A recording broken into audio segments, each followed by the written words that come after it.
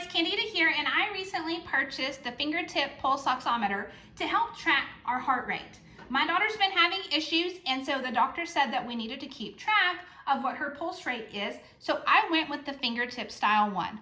What I like about this one is I was able to connect the cord that came with it, so I can put it on my wrist, I can keep it close.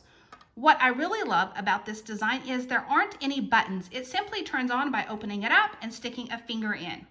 It will also show the last reading. And so I don't have to, remember what it was. I can look at a glance and see what the last reading was. So I'm able to know, has it went up, has it went down.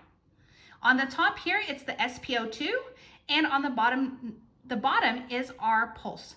So I'm able to get both readings at one time in less than 8 seconds. When I'm done, I simply just squeeze the top, pull it off, and as long as it's not being used for 10 seconds, it's gonna automatically turn off. For me, that's a win. I don't have to remember to turn it off, and I'm not gonna waste the battery. So I hope you found this review helpful.